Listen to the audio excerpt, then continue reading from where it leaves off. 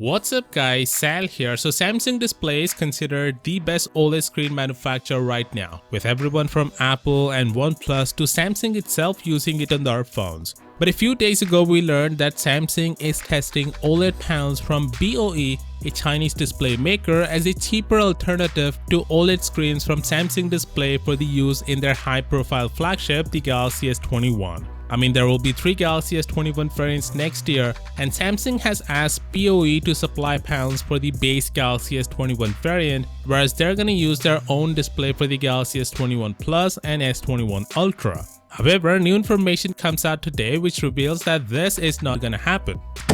Thank you!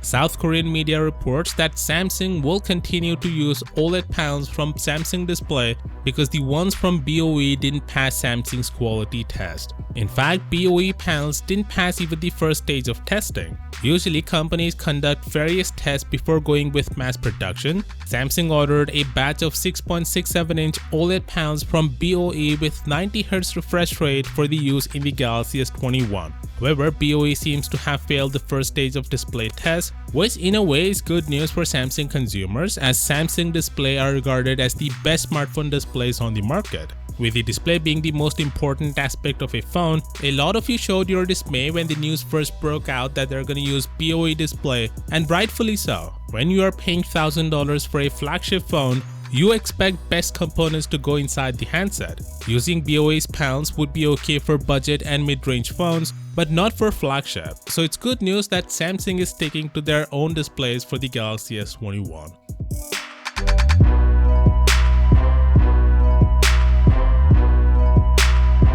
So full-screen smartphones without a notch or cutout or pop-up cameras are the ultimate conclusion to smartphone designs. In order for that to happen, companies need to feed the camera underneath the display. Oppo and Xiaomi have showcased prototypes of this camera tech, but the problem is they are prototypes, which means we can't buy them. But display maker Visionox has announced mass production of a solution, and the first one that will carry a hidden selfie camera will be announced very soon. The last time we heard, companies were facing difficulties to allow in enough light through the sensor, and as a result, the images were kind of foggy in nature. To address this, Visionox has increased the transparency of the display in the camera area of the screen, and also the company will work with device makers to offer them a software algorithm that will reportedly minimize diffraction, glare, and reduce the fogging effect. This will therefore result in photos that are brighter and have improved clarity.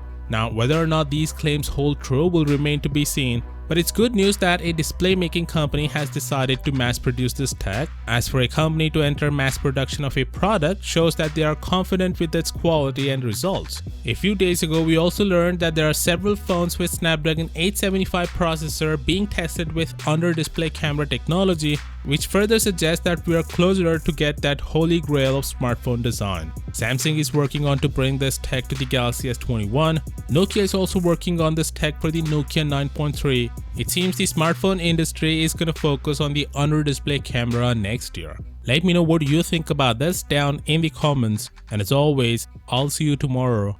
Peace out.